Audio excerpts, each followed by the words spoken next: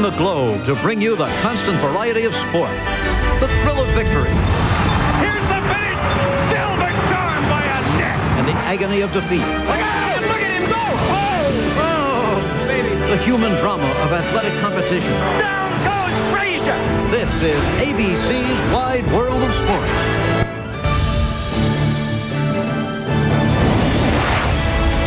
Today, full throttle excitement for the brand new California Speedway.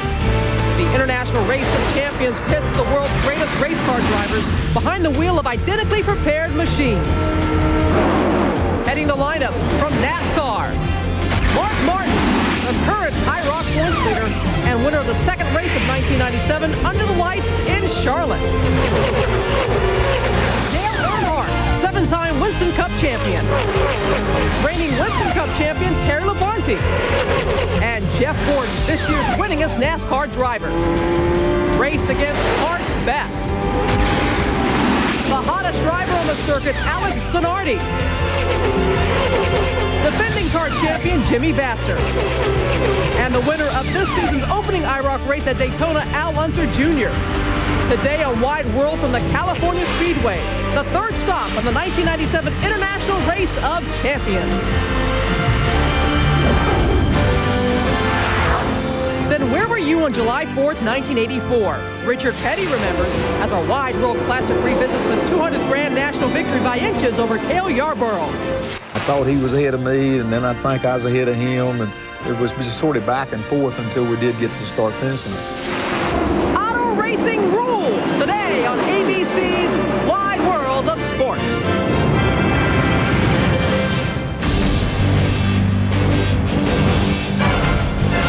Hello again, everyone. I'm Robin Roberts in New York. Today we travel to Southern California, where the fastest NASCAR, kart, and Trans Am drivers are revving up for a race of pure skill. It's called IROC, International Race of Champions, and it's a four-race series with a 21-year history.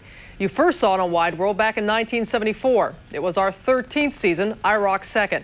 And over the years, winners have included legends such as A.J. Foyt and Mario Andretti. In this year's version, as always, the cars are identical, so it's the man, not the machine, that wins. The driver with the most points at the end of the series is crowned the champion. And with two races down, two to go, it's already tight at the top. 11-year IROC veteran Al Unser Jr. won the first race back on Valentine's Day at Daytona. Then Mark Martin snapped Unser's momentum with a win of his own back in May. Now both await the green flag once again. For all the action, let's check in with Benny Parsons, Jack Arute, and Paul Page in Southern California. Well, Robin, the last time the International Race of Champions was here in California was 1988, not far from our current location, over in Riverside at Riverside International Raceway, a road course, and it was Scott Pruitt that won the IROC on that occasion. But now it's a brand new track, the California Speedway, 2 miles around, banked 14 degrees. And to challenge it, the 12 are ready, and the pole sitter is IndyCar driver Alex Zanardi. Here's Jack. The last time we saw Alex Zanardi, it was at the Charlotte Motor Speedway in the previous round of IROC. And Alex, you not only showed us a new way around the Charlotte Motor Speedway, but you also ended up in the wall. Tell us about that crash. Well, I guess I was entertaining for the public, but not so much for me. It's very simple when you don't know what you're doing because you don't have experience. If you want to try and drive 120% all the time, you throw yourself in a situation of no return. And so you don't know that you're going to get the danger until you actually face it. And I got a little bit of experience. I hope today I'm going to reach the checkered flag. Now, this is a brand new racetrack for all of the drivers, the California Speedway in Fontana, California. Does that help or hurt Alex Zanardi? Tell you later, but no, it's okay. The circuit looks pretty similar to Michigan. It's just less banking, and I like it. I think it's very nice. Once again, I don't think that the secret is to know the circuit well. The secret is to get familiar with the car. That's the key factor. But as I said, this is my third race, and it's obviously better than I'm in a better shape than what I was on the second and what I was on the first race. So I'm pretty confident. By virtue of the misfortunes that he suffered at Daytona and at Charlotte, he's ranked 12th in points. So where does he start? From the pole. Well, Jack, Alex Zanardi has as good a chance as anyone else that went in at California Speedway because no one has run a race at this Speedway. This is the first time these guys will run a race. Who knows what to expect? It looks a lot like Michigan. It's 2 miles. It's a D-shaped oval, but it's not Michigan. The entry in the corner, the exits off the corner, they are different because this racetrack is only back 14 degrees, Michigan 18 degrees. Who knows what to expect? The defending champion, Mark Martin, finds himself right on top of the heap again here in 1997. Mark leads the points, hot off his victory at Charlotte, North Carolina, and he will find himself starting in the 12th position, outside of the 6th row. Now, the man that he should be competing for points along with Al Unser Jr. would be Robbie Gordon. But Robbie Gordon was injured in a crash in his Winston Cup car and suffering from a concussion, was not cleared to drive. So who is going to drive in relief? Bobby Labonte. All the points earned by Labonte will go towards the championship chase of Robbie Gordon. This young man driving a Pontiac on the Winston Cup Tour gets his first taste of IROC competition here this afternoon in Fontana, California.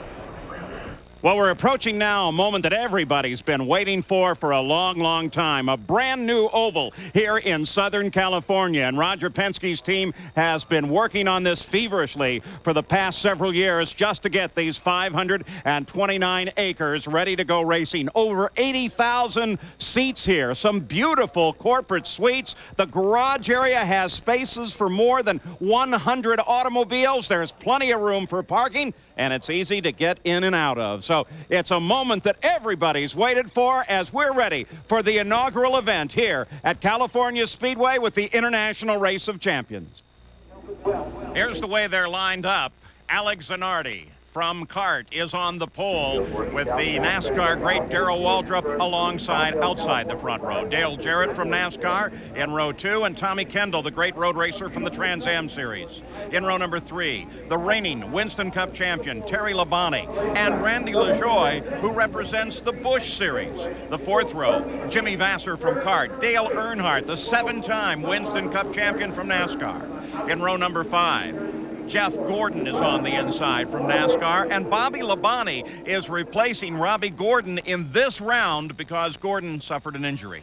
In row number 6, Al Unser Jr. from CART, and the reigning IROC champion, Mark Martin. We're set to go. Pace car is off. Zanardi well ahead of the rest of the field as they come off of the 4th and final turn and head toward the line, but the green flag comes out.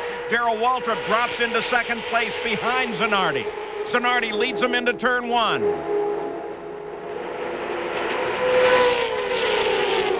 Down low, it's Jeff Gordon trying to make a move in the green car. He drops back in a line, but Gordon very definitely on the move. Can't quite make it right now. These drivers will get in line, check the other drivers out. Probably more than at any other time in the IROC, a new course with these cars, even more unfamiliar. Uh-oh. Yellow flag is comes out. down. I don't think they like that start. Yeah, they've decided apparently to call back the start. Yellow flag flies over on the start-finish line. Here's that start again, and look at Zanardi, a full 2 car lengths ahead of Darrell Waltrip as they came to the line. Jackaroo? Well, guys, we're here with Jay Signori. Jay, tell us why the decision was made to abort that start.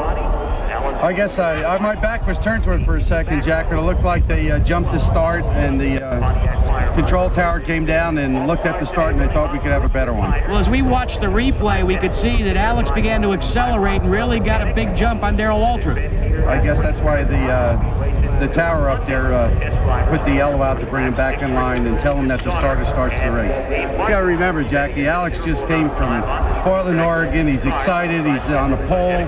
He wants to win an IROC race, so we can sympathize with him a little bit. Guys? So an exuberant Alex Zanardi jumps the start. We're ready to try it again. The field is back lined up. Safety car is off. Better lined up this time. Again, Zanardi on the pole. Darrell Waltrip outside on the front row. The 2nd row, Jarrett and Kendall. Terry Labonte and LaJoie, and boy, they jump everywhere. Looks like Zanardi missed a gear or something there. That was even a worse start than the one before, as Alex Zanardi did not get started at all. Darrell Waltrip will end up with the lead. Tommy Kendall in 2nd spot. There's Jeff Gordon 3 deep on the inside in the green car. And Randy LaJoie in that lime-colored car jumped into 3rd place with a very nice move. Kendall now pushes Keep an eye on both the white car and the dark blue car on the inside, way in the back. The dark blue is Mark Martin. The white is Al Unser Jr. We expect them to make early moves. You see Alex Zanardi already at the end of the line, and he's spinning. Zanardi is spinning in 3 and 4. Zanardi, remember Charlotte? Well, this time a bit earlier, he gets up, gets against the wall. The yellow comes out at the line. Looks like some pretty serious damage to that car. Believe it or not, as he goes across the service road in the corner, looked like it knocked the front air dam off the car. So Alex Zanardi brings out the yellow. He'll try to limp back into the IROC pits and find out what kind of service they can give him, and can they get him back into competition. Our pole sitter with problems on the start. Looks like he missed a gear. Everybody went around him, and then he got in trouble trying to play catch-up. Remember, all of the Pontiacs equal and matched as man can make them. The IROC crew works all year long trying to figure out how to keep the standard as equal as it can be. They go to work on Zanardi's car. We'll take a look at what happened back on the start of this run. He's in the corner awfully high, way too high. And we see the dust start flying. And he just simply he loses control in the dust, in the debris up there. Backs in the fence. The deck lid is almost knocked off. As he comes down, spins across the service road, that's when the pieces are going to start flying off the car. He was up there close to the Winston Cup champion Terry Labonte for just a moment, and then he got in trouble. Actually, he got in trouble well ahead of that, getting high. That put the car into the marbles, the back end into the wall. The field got by underneath Zanardi, but as he came off the wall with damage already, then he had problems as he hit the access road to the course and damaged the car further. Well, here's what's happening. Jay Signori has made a decision to put Alex Zanardi in the spare car. Alex is trotting up to the car now, and they will fit him in the car. This is a big break for Alex Zanardi. It's been done before in Nazareth, Pennsylvania several years ago. Jeff Brabham was involved in a crash, and they put him in the backup car, and he was able to continue upon his way. Now, all that Alex Zanardi will have to do is get fitted in a seat that he's not used to, get the straps together, but he will be running without use of a radio. But for Zanardi is that he'll be able to run this race now in the backup car. Paul?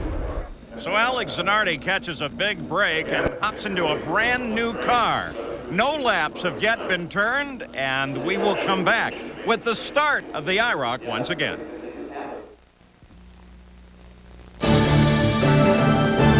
ABC's Wide World of Sports, brought to you by the legendary Firebird Trans Am from Pontiac. True Value, official hardware store of IROC and garages everywhere. Mobil 1 Synthetic Motor Oil, nothing outperforms Mobil 1. And AC Delco Automotive Parts. AC Delco, it's like buying time. Welcome back to the magnificent California Speedway. We're still waiting for the start of the IROC. Alex Zanardi is still being strapped in the car. Jack? Well, as they continue to work on Alex Zanardi and fitting him in the backup car, here's the ruling straight from IROC officials. Due to the fact that one entire lap under green had not been completed, Alex Zanardi is allowed to go to the backup car. But because of the fact that he had to come into pit road and change cars, he will lose his pole starting position and will start this race from the rear of the field.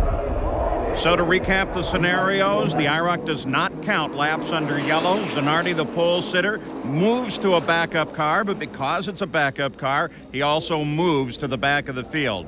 Does the new track have anything to do with Zanardi's problems? Of course it does. At Charlotte Motor Speedway, as I said, Alex Zanardi tried to use that high line. It worked very well for him. He thought it would work here, but on a brand new racetrack with all the debris up there, there just is not that grip. You have to get awfully close to these cars on the outside. You can run two abreast, but not 5 or 6 feet apart. So there's Zanardi. The car is now purple. It is unmarked with his name, but nevertheless, he is in competition. And credit goes to the IROC crew for being able to drag out a backup car that quickly and put it into the fight. And that's one reason that the IROC officials let Zanardi go out in front of the field. He now has a lap of practice on his car, just like the other 11 competitors. Now there's Zanardi. He'll play catch-up, and he'll easily slide into position at the back. As they come back, it will be Jarrett and Walter that'll be at the front. And again, we'll be keeping an eye on Al Unser Jr. and Mark Martin, that points battle that starts back in the back, and both of them seem to be interested in working with one another to try to get forward in the field and score more points. Zanardi tucks in nicely. You saw Martin and Unser at the back. Safety car is off. So this time Dale Jarrett will bring him down the line alongside Darrell Walter. And Walter pulls a little bit ahead as they head to the third corner under the green. Apparently they learned something in those first couple of aborted starts, because they're seeking position side by side now as Jarrett pulls away. Waldrop is under attack. That's Terry Labonte in the orange car on the inside, and now they're trying to go three abreast. There's a red car. Jimmy Bassler dives to the inside, decides that's not a good deal. The lime green car, that's Randy LaJoy, and Jeff Gordon in the dark green car. Now we can see these cars side by side. We can see they can easily run side by side, Paul, but closer to them, not 5 or 6 feet apart.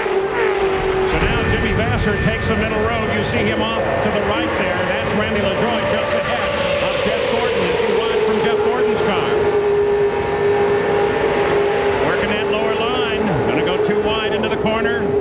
Darrell Waltrip on the outside pole started. We saw Jeff Gordon just blow by him. Now put Darrell Waltrip back about 56 spot. Waltrip gets caught out. Look at the sun that they'll have to deal with on the run down the backstretch. And there we see Terry Labonte going for the lead. And going alongside with him. Dale Jarrett up on the outside. Goes back and forth. Jeff Gordon already up to third spot. Well, I guess the drafting and getting a little help is a major factor here. It sure looks that way. About 175 miles per hour. These cars will reach at the end of this straightaway, the front stretch.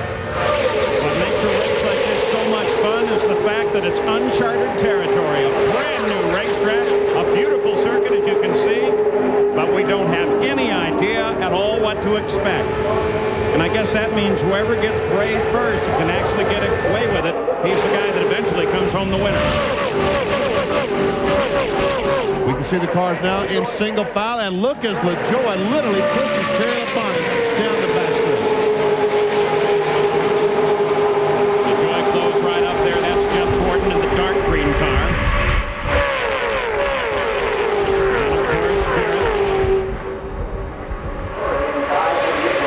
Now a group darts down to the inside. It's Al Unser Jr., the white car, trying to get on the inside, take the position away, trying to get some help, and he's there. Amazing. Mark Martin and Al Unser Jr. working together to come up through the field. Right with little Al.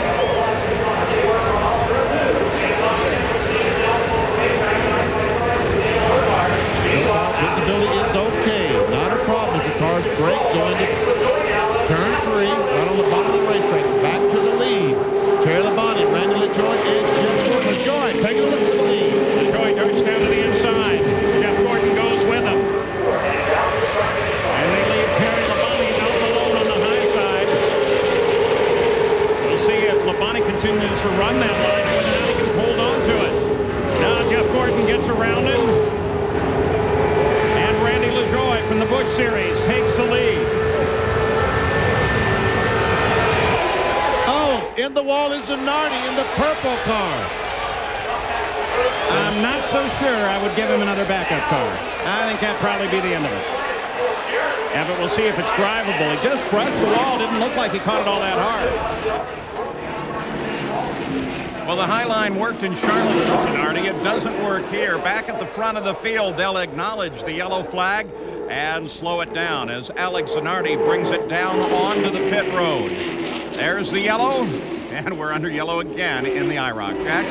as Alex Zanardi comes down onto pit road. Remember, there's a rule in IROC that allows any driver under caution to come in and have his car inspected. If there is no work done to the car, they can go back to where their original running position was.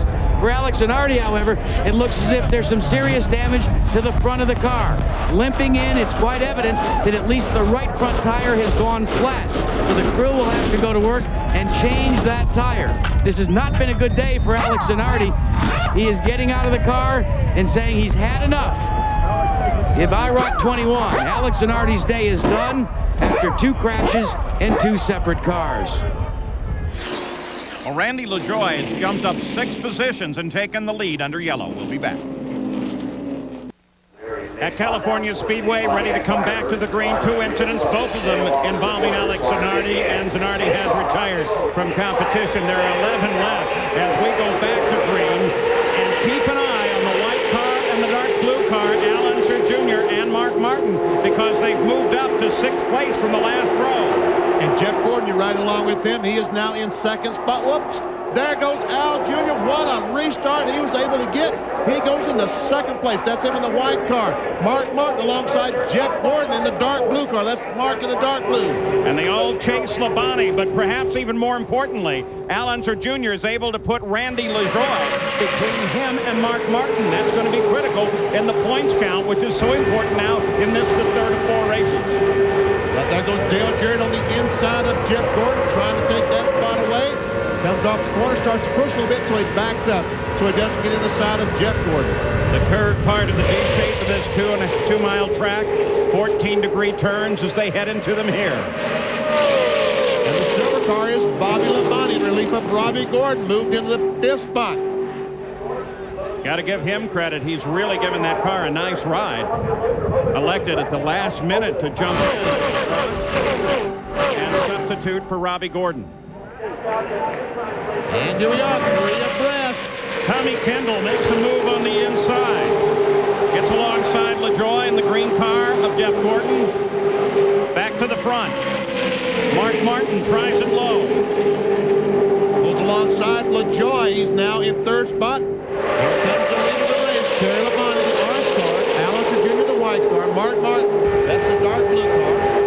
Absolutely remarkable that Unser Jr. and Mark Martin coming from the last row, motor right to the front, and now they run 1-2 in the IROC. And watch Mark Martin as he drives up on the inside of Al Unser Jr. and goes right on by, well, almost went on by to take the lead. With a little help from Bobby Labonte, there goes Martin. And finally, he pulls cleanly into the lead. Al Unser Jr. is caught out high. He drops into 3rd.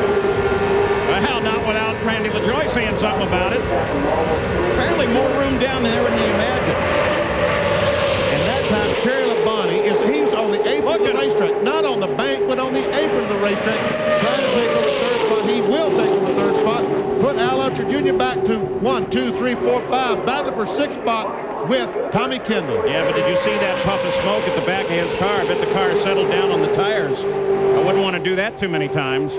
Tommy Kendall still working a low line. Now with Jeff Gordon behind him. Al Unser Jr. on the outside, still losing positions. Here's Jeff Gordon alongside, trying to follow Tommy Kendall through. Nobody's going to help Al on this one. Looks like he's caught out alone.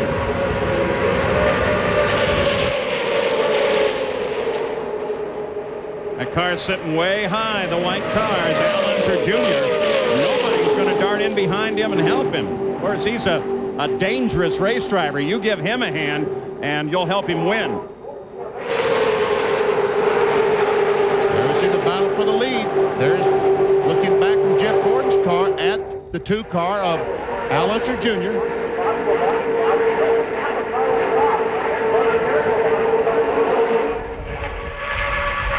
Here comes the leader, Mark Martin. It took Martin a mere 7 laps to come from last position, 12th position, all the way to the front. I wonder why he's the defending IROC champion and having such a great year this year. He might have a little bit of a problem if this stays this way down to the end of the race, because right behind him are 2 Labontes. Terry Labonte and Bobby Labonte. team up and think that blood is thicker than anything else and try to go by Mark Martin. Well, if nothing else, they're pushing him pretty hard, and another unknown here is how well the tires are going to work.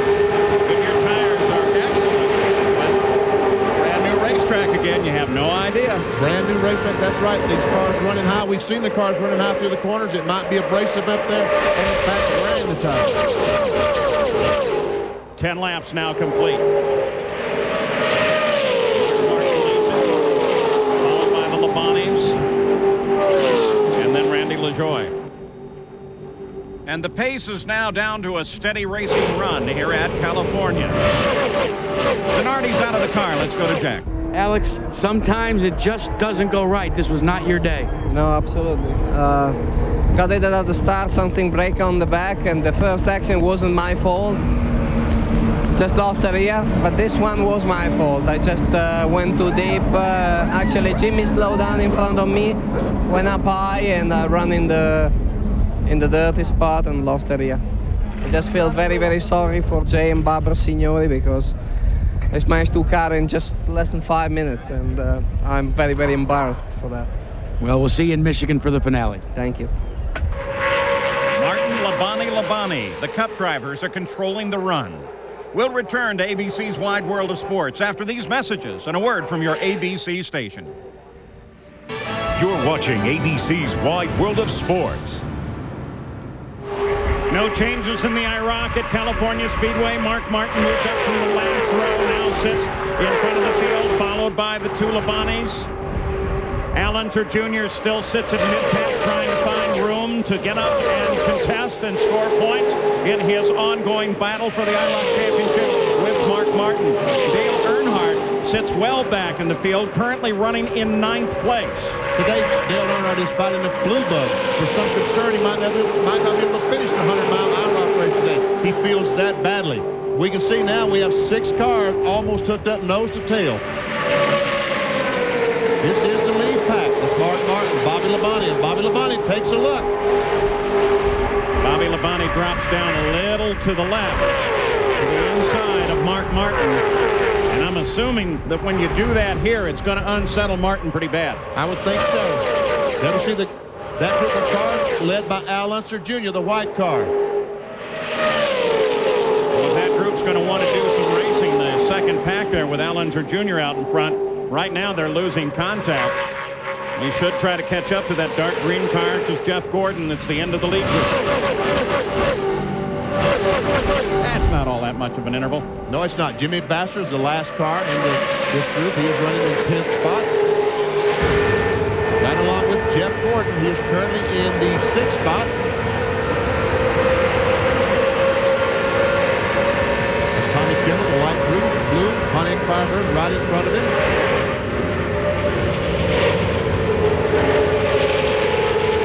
Jimmy Basser, to me, who is back in the field, has been a surprise because running 10th right now, remember that marvelous run that he put on at Charlotte where he really came in early, studied the track, studied how to start, and really the only thing that damaged that run was the fact that his own IndyCar teammate, Alex Zanardi, crossed the wall and closed the field up at the end and allowed them to close up on him and get around him.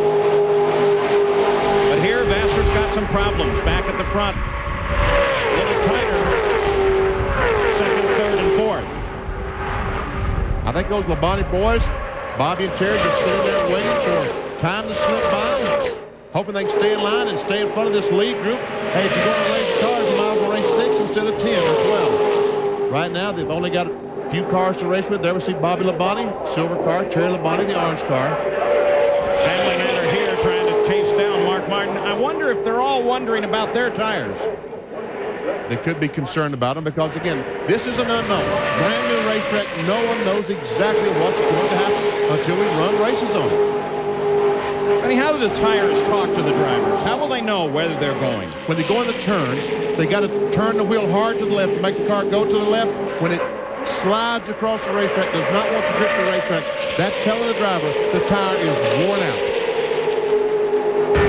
See, watch as Al Unser Jr. goes down the corner. See, he turns the wheel as he gets in the corner. And the car will go to the left, right down to the white line. If he goes to the corner later on in the race and the car will not go to the white line and slides across the racetrack, that tells him the right front tire is worn. You know, every time I see an onboard camera like that and a driver like Al Unser Jr., the fact that they're so gentle with the wheel and car always impresses me, and I've been doing this a long time. Here's Jackaroo. Benny, you were talking about the tires and how you can tell when a tire goes away when we're on board of Al Unser Jr.'s car. You told about how when he turned the wheel and the car starts to slide. The tire that really takes a beating is the right front tire. As it begins to not only wear down but heat up, you will lose grip. Now, you'll hear drivers talk about trying to save their tires. What they will do when they go into the corner, when they feel the car starting to slide, they'll, as we say, let the car have its head. It'll be a different lane and a different line through the corner. But what it in essence does is get some of the heat off of this right front. Doesn't wear the tire out, but makes it a little cooler and a little more effective. Well, Mark Martin continues to lead, followed by Labonte and Labonte. The sun setting here in California could be a factor before the day's over. Robin Roberts back with you here in New York. In just a minute, we will return to the International Race of Champions, IROC, which was recorded back on June 21st. But first, don't forget, next week on Wide World, Vincent Phillips defends his IBF Junior welterweight title for the first time against Mickey Ward live from Boston as the Valvoline Professional Boxing Series continues with 12 rounds of championship action, so you want to be sure to join us for that. Earlier today here on ABC, you saw the 4th ever Brickyard 400. The stories of the race were late yellow flags and fuel management. Don't run out of gas. Ricky Rudd won the closest finish since the inaugural race back in 1994. For more, let's join Bob Jenkins at the Brickyard. Well, Robin, a young man who learned to drive a go-kart in Chesapeake, Virginia, has won the 4th running of the Brickyard 400 here at the Indianapolis Motor Speedway. Ricky Rudd. There were 11 different leaders and 19 lead changes. Benny, what was the critical moment? Had to be the caution flags. 2 late caution flags. 4 drivers gambled on making it on fuel, and 2 cautions allowed them to do that. The first, Robbie Gordon crashes. NASCAR had to throw the caution to clean up debris. And then Rich Bickle going in turn 3, loses control and backs on the fence, and just listen. Hard contact. They're able to clear the debris. 3 laps to go through the green flag. Ricky Rudd stayed there for the victory. And Dr. Jerry Punch has a story of the guy who finished 2nd in today's race. How truly appropriate that Bobby Labonte, who drives for former Washington Redskins coach Joe Gibbs, used strategy today as opposed to speed to finish 2nd at Indianapolis Motor Speedway. He ran the last 46 laps, 115 miles without a fuel stop. He said if we had to use our muscle, we'd have finished maybe 15th or 16th. But using our mind, we finished 2nd. Well, you'll never forget who won the 1997 Brickyard 400, but I'll always remember who lost it. Jeff Burton had the talent and the car that had the capability of sending him to victory lane today. But a flat right rear cost him the win. Then a speeding penalty down pit road took him out of contention, and a disappointing finish. There'll be more races for Jeff Burton here at the Brickyard, but I'll always have to answer this question. Will I ever get that close again? Jackaroo? When Ricky Rudd first came to the Indianapolis Motor Speedway, he was at 12 years of age, and he took a tour right out here on the Speedway. Little did he know that he would come back several decades later and go right there to victory lane. But he did that today, and the way he did it was with fuel conservation. With about 30 to 40 laps to go, his crew gambled. He backed off the throttle, saved fuel, and he came home victorious in the 4th Brickyard 400. Bob? There's a look at the unofficial standings. Dale Jarrett finished in 3rd position, Jeff Gordon 4th, Jeremy Mayfield 5th, completing the top 10, Mark Martin, Johnny Benson, Bill Elliott, Mike Skinner, and Ernie Irvin. That's the story of the 4th Brickyard 400. Ricky Rudd has won it. Back to you, Robin. All right, Bob, thanks very much. An exciting race. As we said, auto racing rules here on ABC today, so let's return to the 3rd race of the International Race of Champions Series. We'll rejoin Paul Page for the battle brewing between leaders Mark Martin and Bobby Labonte. 20 laps complete in the IROC, and Tommy Kendall looks like he wants to make a move. The front 3 remain unchanged, but Kendall, with a little help from Jeff Gordon, drops down to the inside. LaJoie is up high. Kendall came up alongside Gordon a few seconds ago, and they hooked up, and now Kendall's taken off and set his sights on the front 3. And here goes Jeff Gordon. He's trying to take a look at Tommy Kendall. Down to the inside. This is going to turn 3. We can see the lead trio right directly in front of them. And here comes LaJoie back on the inside of Kendall. You know, with them starting 8 Winston Cup drivers here in this run, it's pretty hard for a guy like Kendall to really find somebody to race with. He's only one from his discipline of road racing in the field. Look at this. Labonte's finally looked for some room. Mark Martin sits way high on the racetrack, and Bobby Labonte comes by. And Mark Martin slides in between the Labonte brothers. Was that deliberate? Does he maybe want to be in second place here? Cool the tires down a little, run there? Could very well be. Look back here, Al Unser Jr. now. We saw those cars battling for that 4th spot. Well, that allowed Al Unser Jr. to catch these cars. He's right on the back bumper now from Randy LaJoie. This is Al Jr. in the white car, LaJoie in the line car. And maybe in the person of Al Unser Jr., Tommy Kendall will find a friend. Certainly little Al would like to get up there. He doesn't necessarily want nor need to help Randy LaJoie, but maybe he could hook up to Tommy Kendall. And we can see now why these cars are running in line and not passing that much, because as these cars tried to pass, we saw LaJoie make that move a moment ago. We can see how much position he lost on the racetrack, probably about half the backstretch. Top 3 still run together.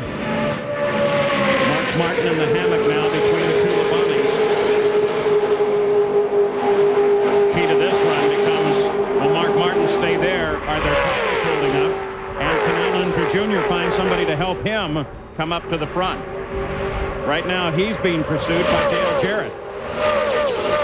Maybe they can get to work at the back and make something out of this.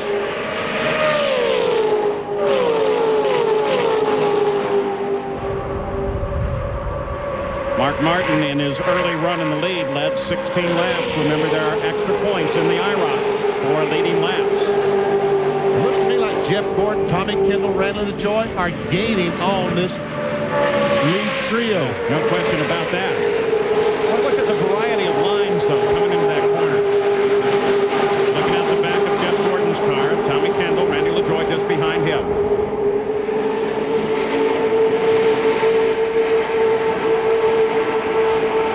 Seems like this group has now become more willing to experiment. I think they are, because I think they can learn things by experimenting.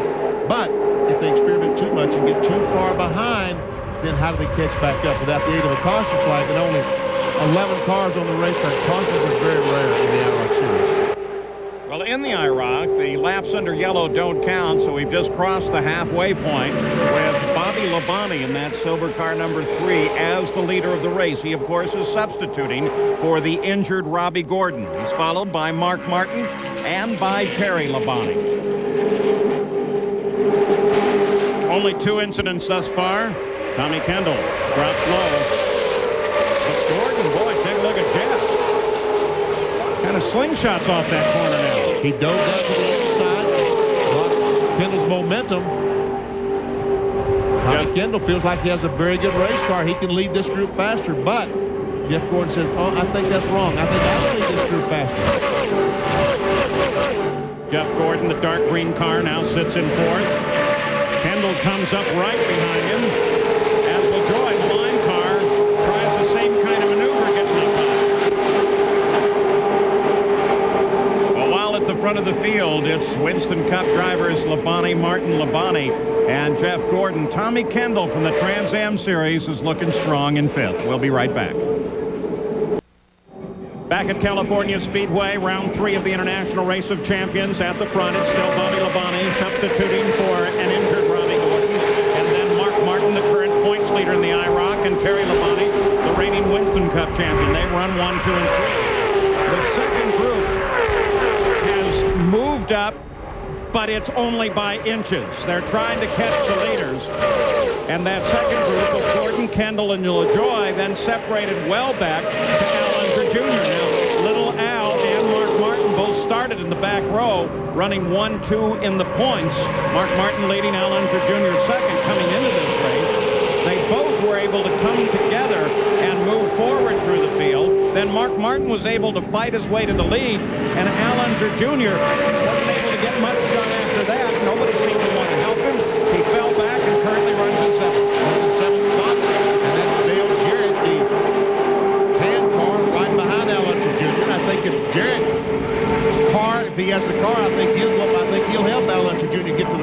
because, after all, it's beneficial to Jarrett. They get up closer to the front. 30 laps complete now in the IROC. Fans who see W saying, where is he? Let's recount his history. IROC round 1, Daytona, he finished 11th. IROC round 2, Charlotte, he finished 11th.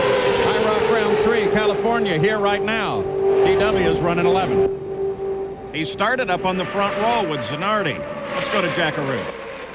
Guys, Darrell Waltrip has fallen off the pace, and as he celebrates his 25th year of Winston Cup competition, he still has his fans out here in California. As he comes out of turn number 4, watch the grandstand behind me. As Darrell Waltrip comes in front of them, they'll give him a cheer and wish him well. The crowd loves Darrell Waltrip. And still one of the most polite and considerate drivers in motorsports today. Back up at the front. Jeff Gordon now is getting a strong draft off the back of Terry Labonte's car. He's also getting help from behind by Tommy Kendall, Randy LaJoie. Oh, he's going to be there now. We're going to have a fight on our hands. Again, the lengthening shadows, the California sun here.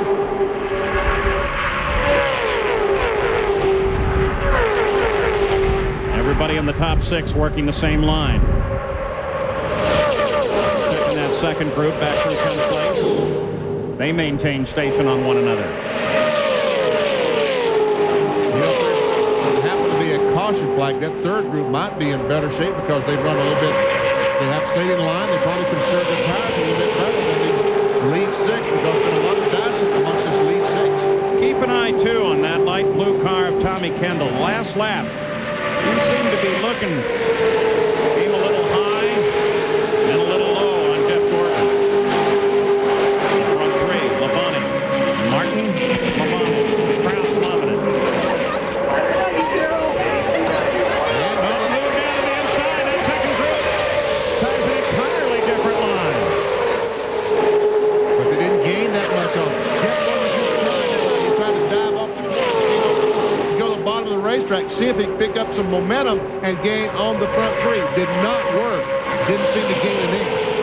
I love it. Jeff Gordon says, I'll try it down here. Everybody behind him says, we'll just go with him. Don't want him finding something we can't.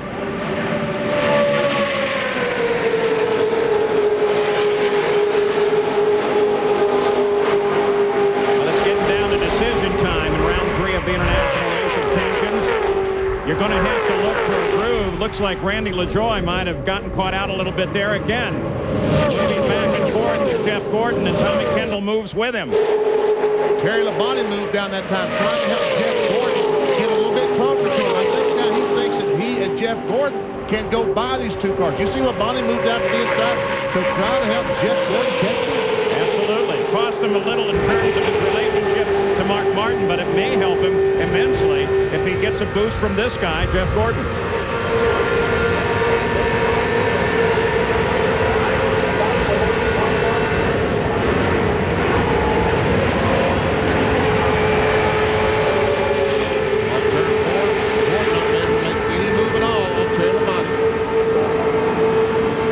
Front stretch, they look to the east, but as they turn back down the backstretch, the sun right in their eyes. Bobby Labonte leading Mark Martin and Terry Labonte, followed by Jeff Gordon, Kendall, and Randy LaJoie as we take a look at all 12 with Alex Zanardi out. We'll be right back.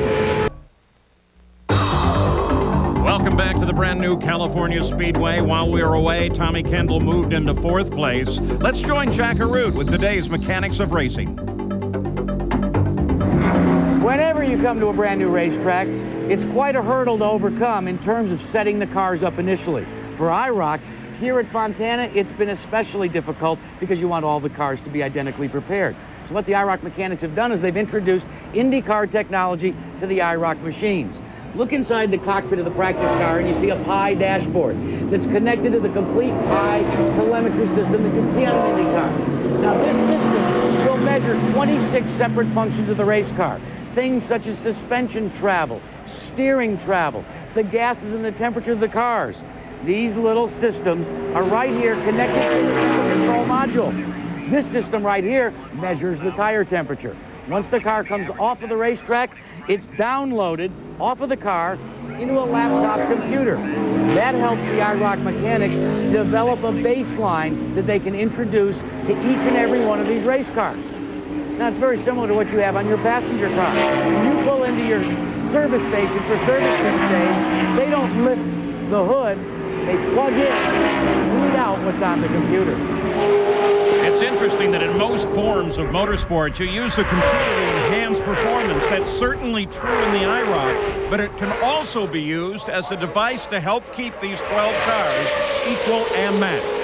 Bobby Labonte, Mark Martin, Terry Labonte, the first group of three. Back in the second group, Tommy Kendall, Randy LaJoie, and Jeff Gordon. Interesting that Tommy Kendall is the only one in this group that does not come out of stock car racing, coming from a background in the Trans Am Series where he is dominant.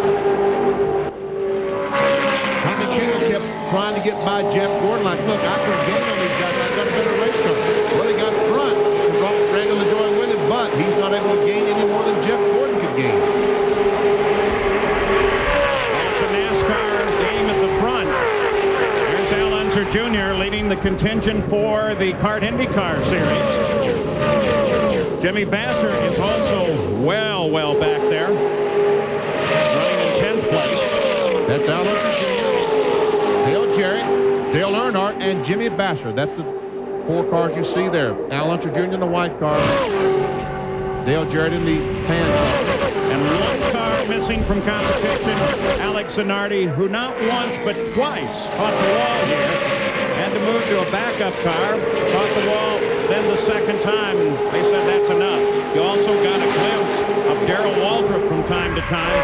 He's about a half a straightaway ahead of the leaders, running in 11th. There he is.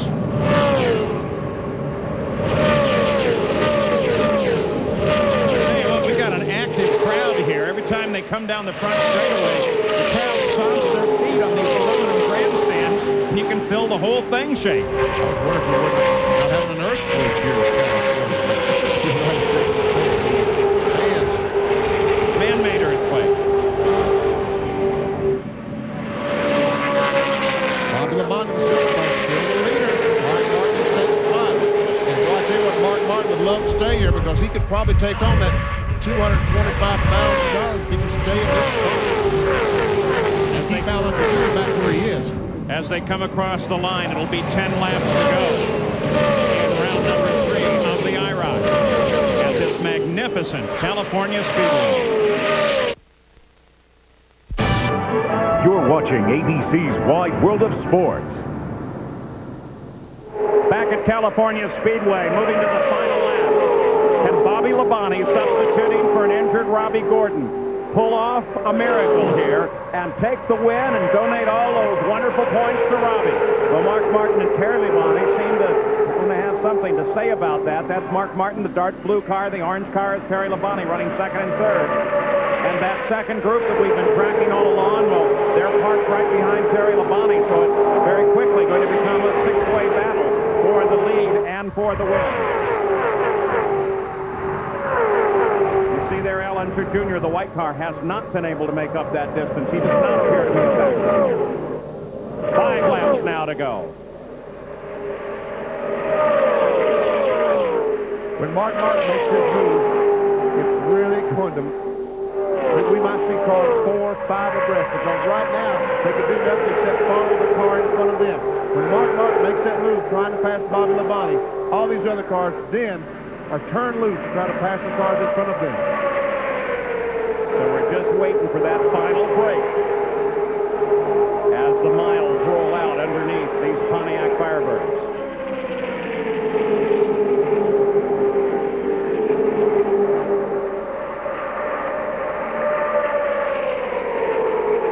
More to go. 4 laps to go. Boy, Mark Martin's mind is just whirling. What can I do? Where is the best place?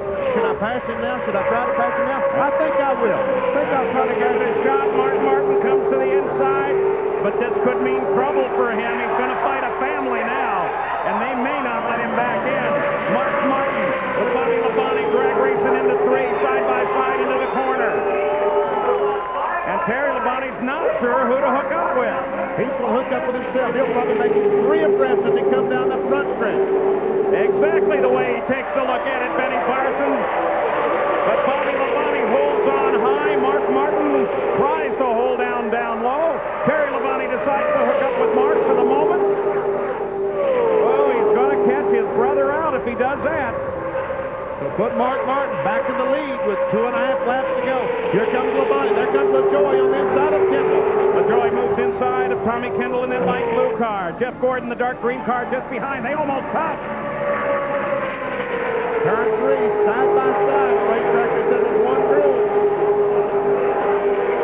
2x2 into the corner with Mark Martin leading ahead of them. Now, Terry Labonte drops into second place. Bobby to third. Tommy Kendall tries to hold off LaJoy for fourth. LaJoy can't hold that lower line. Terry Labonte comes again, taking a look at Mark Martin. He gets ahead of him. And drives in on the outside, trying to take the lead away. Oh, if he can hold it, what a nice pass. But Bobby Labonte comes up and helps Mark Martin. Brotherly love, right? Maybe. And Tommy Kendall, he's going to break the 3 of them. And Labonte is on the outside. He's back to 4th spot. Here comes Bobby Labonte back. With Tommy Kendall right on the outside as he come down for the white flag. Tommy gets way high off the corner. Tommy Kendall brushing that wall. White flag comes out. 1 lap to go.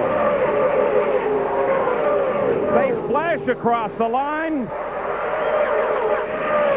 Mark Martin still holding on to it. Now Jeff Gordon going to try to move low. Martin, Bobby Labonte, Terry Labonte, LaJoy, and Jeff Gordon onto the backstretch. Now the Labonte brothers back, hooked up nose tail again. Can they do anything with Mark Martin? One more chance. If you're going to do it, now's the time. Mark Martin making that car very wide as they head into 3. Bobby Labonte looking for room. Terry Labonte closes up. They work through 3, work through 4. And it's Mark Martin. They'll not be able to beat him the line, but which Labonte will run second? Mark Martin's running for the checkered flag. And it's Martin, Bobby Labonte, Terry Labonte, Randy LaJoy, and Jeff Gordon. IROC round 3 is complete, and Mark Martin holds on to the points lead.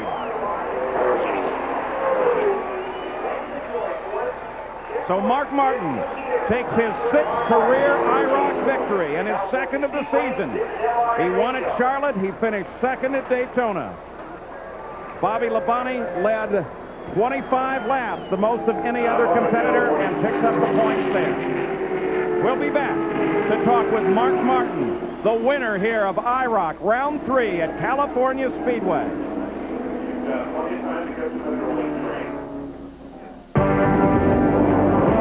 Coming up, a 1984 Wide World Classic, King Richard Petty's 200th NASCAR victory, when ABC's Wide World of Sports continues.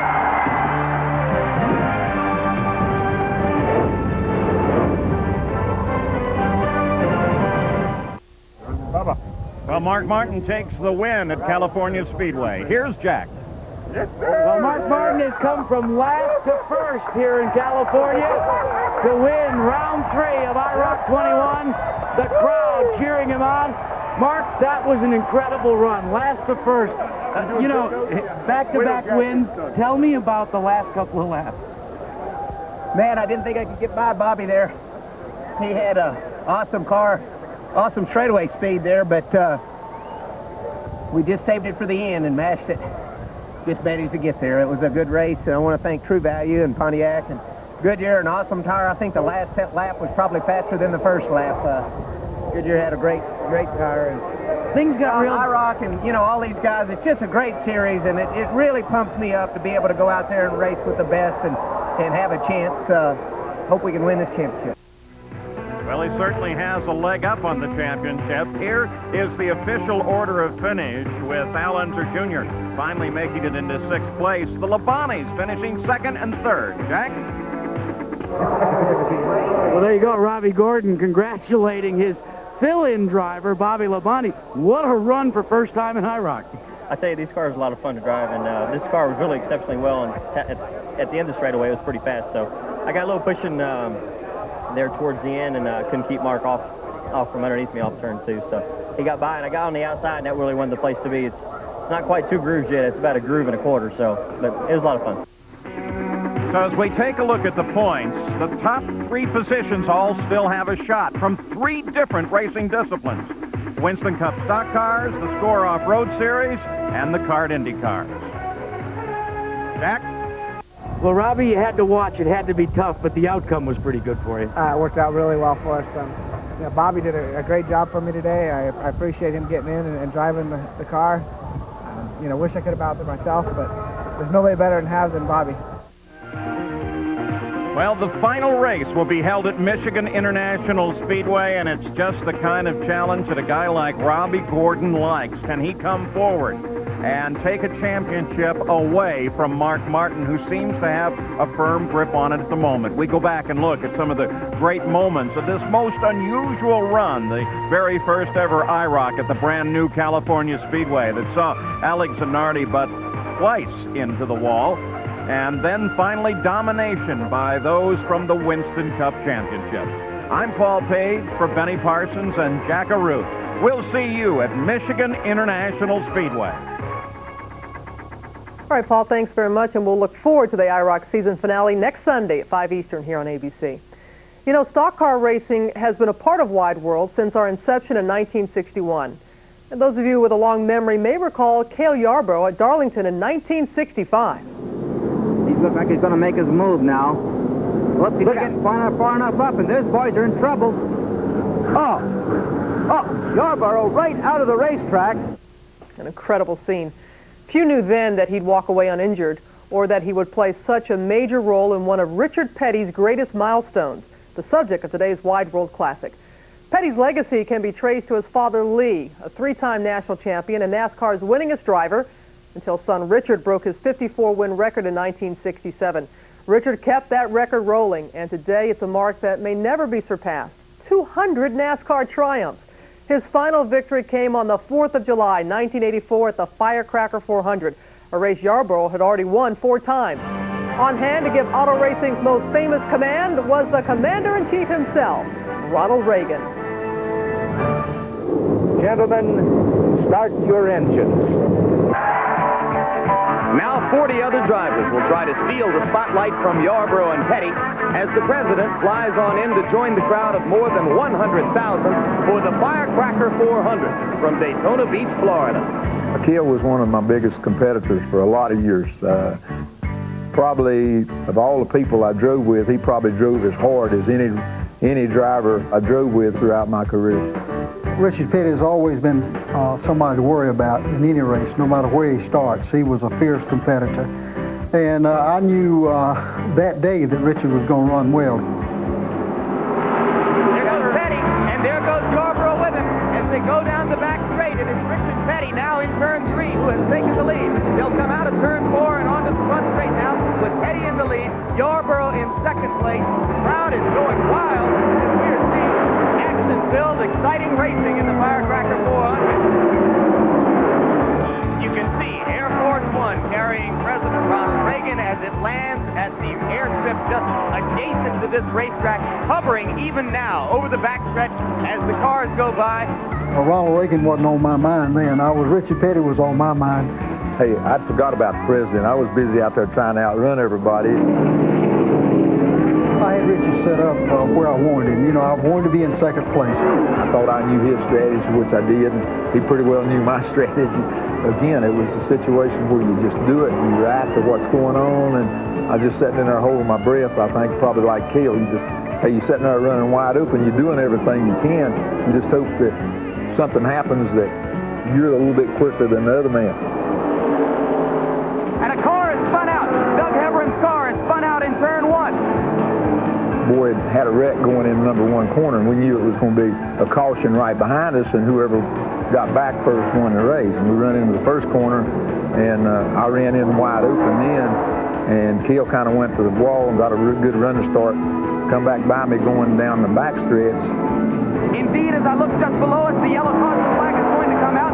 This will, in all intents and purposes, perhaps be the last lap of the race. I ran a little too high line going into turn 3, thinking that he was going to run the high line too, but I left the door open at the bottom, and he got under me. We ran side by side, kind of few marks on the side of the cars, I guess, by the time we got to the start-finish line. They will come across the yellow have the lead. Basically, there was a dead heat race.